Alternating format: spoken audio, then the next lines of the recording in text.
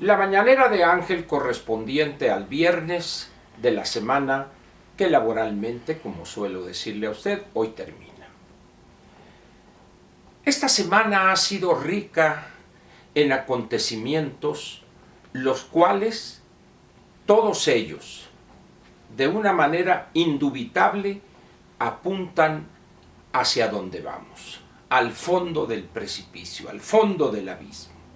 No hay posibilidad alguna de que eso cambie. Dejemos de lado toda ilusión. Piense usted que estamos en la barca que lleva Caronte, que es el que la dirige, recuerde usted la Divina Comedia, y vamos rumbo a uno de los círculos de ese infierno que escribió con una gran maestría Dante Alighieri, y prepárese usted para lo inevitable. Como dice ahí a la entrada, deje usted toda esperanza. En italiano no lo hablo, entonces no sé cómo se dice, pero algo así como lasciato, deje usted toda esperanza. Es lo mismo hoy. Deje usted toda esperanza de lado, en un cajón, porque esto no tiene remedio. Vamos al fondo del precipicio, producto de una gobernación errática, irresponsable, producto de la mente de una persona que ha llevado la soberbia en la conducción de un gobierno a extremos impensables y que hoy prácticamente ya es un hecho que aceptan no pocos mexicanos, está afectado de sus facultades mentales. Las cosas se han venido complicando día con día, no solo por la cuestión esta de la pandemia, que los planteamientos tanto de López como del subsecretario Estrella, López-Gatell, rayan en el peor y más grande de los ridículos. Ayer se da a conocer la noticia en un boletín corto de 5 o 6 líneas del Departamento de Estado, donde una vez más los Estados Unidos imponen su voluntad y López, que se sentía muy machito y va a ver Trump y cómo le va a ir y que yo acá y lo descuento a las primeras, acepta las condiciones que impone Washington en relación con su frontera sur. Se dice vamos a permitir esto y que el otro y lo demás allá, pero al final de cuentas va a sufrir la población de las ciudades fronterizas mexicanas y también las de la frontera, de la parte sur de la frontera de Estados Unidos. ¿Por qué? Porque va a haber una reducción sensible en el número de cruces fronterizos. Miles y miles de mexicanos trabajan al otro lado, como se suele decir, y para ellos es vital que eso siga funcionando. Sin embargo, la realidad, producto de una política medrosa al principio y luego querer a matacaballo corregir, ha producido ese tipo de decisiones. El mismo caso que sucede en Estados Unidos, con la diferencia que ellos tienen todo el dinero del mundo, de tal manera que están armando un proyecto, un programa de apoyo con recursos casi ilimitados de acuerdo a las dimensiones de nuestra economía. Para ellos no, es una parte menor frente a su Producto Interno Bruto, pero nosotros estamos con una serie de cosas y que no permitan los análisis y aquel laboratorio que los haga se le cancela, etc. ¿Por qué? ¿Quién sabe? Ahorita han ordenado la cancelación en instituciones privadas del examen para ver si usted está contagiado de este virus. ¿Y qué van a suspender mañana? ¿El examen general de orina? ¿Los de química sanguínea? Es decir, de locura esto. Pero también de locura son las decisiones que están poniendo en práctica en el Congreso los legisladores de Morena, apoyados por algunos de la chiquillada que los apoya de manera ciega y acrítica. Esa aprobación para no tener que solicitar licencia para irse a hacer campaña a buscar la reelección, Además de que ha generado una cantidad de opiniones de aquellos que ni siquiera se han molestado en leer ese párrafo, esas 4 líneas del artículo 59, y todavía dice por ahí alguna comentarista de sociales, pero que ahora es analista política, y dice, se acabó la democracia por esto.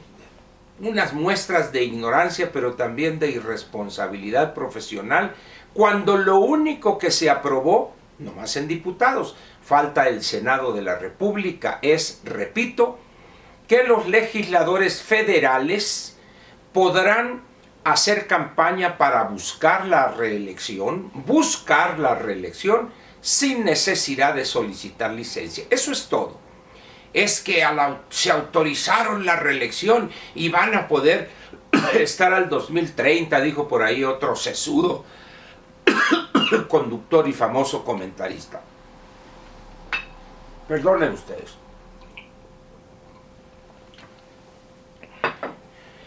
Decía pues que el ridículo es extremo. Fíjese usted, en el 2014 ya aprobó el Congreso de la Unión esa modificación. Muy bien. E incluso estableció el número de reelecciones. En el caso de los senadores, una para sumar 6 más 6, 12 años. Y en el caso de los diputados federales, 3 reelecciones, es decir, el periodo más 3, serían en los dos casos 12 años.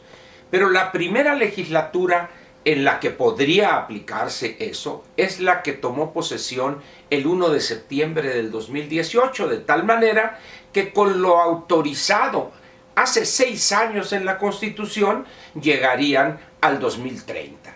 Y lo dicen ahora como si estuvieran descubriendo el agua tibia. Una vergüenza el nivel de falta de profesionalismo de comentaristas que han ganado premios aquí, allá y acullá. Muy bien. Pero también en el Senado de la República no se interpretan mal las vernáculas. Dicho de otra manera, no cantan mal las rancheras. Estos senadores de Morena, particularmente uno, cuya única aspiración es a que se petatee Barbosa para entonces él aspirar a la candidatura y ser el próximo gobernador de Puebla. El senador Armenta, creo que es su apellido, haciendo machincuepa y media, ofendiendo a una dama, quien fue subsecretaria de Hacienda, la maestra Vanessa Rubio. Y prácticamente una senadora del PRI, y tuvo que ser la senadora Claudia Ruiz Massieu la que le parara los tacos, como se dice, porque el dirigente máximo del PRI, quién sabe dónde ande. Esas tenemos pues en los momentos actuales. No hay dinero, eso lo sabe usted, se lo he dicho desde hace más de 2 años. La situación es grave. Vea usted el precio de la mezcla de petróleo. Ayer cerró a 17.70, anteayer a 14.54, cuando el precio proyectado en los criterios generales de política económica, que sirvió de base a las proyecciones en el presupuesto y en la ley de ingresos, es de $49. Dicen que tienen coberturas, no han dicho qué volumen contrataron, pero al final de cuentas, aquel 2% de crecimiento, aquel 2% que proyectaron para obtener esos ingresos, etcétera, etcétera, hoy los más optimistas hablan de un crecimiento del PIB en este año de 2.5 negativo y otros ya hablan del 4,5. Es decir, esto es el desastre más increíble que pudo un gobierno llevar a cabo en tan poquito tiempo, el de López. La tragedia está a la puerta, la desconfianza es mayúscula, la incapacidad todavía más grande aún. Pero el cinismo y la soberbia del gobernante no para ahí, sino que habla, saca 2 estampitas religiosas ahí, luego saca un trébol, y con eso se le pone enfrente a la corrupción. Él dice honestidad porque no sabe hablar español, pero es la corrupción, es la falta de honradez, lo correcto. Y luego, y todavía dice, ¿verdad?, que con eso es el detente, y con eso vamos a resolver todo. Y como dice, aléjate demonio porque quién sabe quién está conmigo, alguna serie. Yo respeto a los que profesan alguna religión, pero esto que hace el presidente es el caso extremo. Y me hizo recordar aquel caso de la Guerra Cristera, cuando aquellos miles de campesinos del centro del país, del Bajío fundamentalmente, asusados por algunos sacerdotes, se ponían en el sombrero una imagen de Cristo Rey, porque esa imagen los iba a proteger contra las balas de las fuerzas federales. Así está López, con dos estampitas religiosas que trae en la cartera, con eso ya estamos del otro lado. La verdad es que no es así.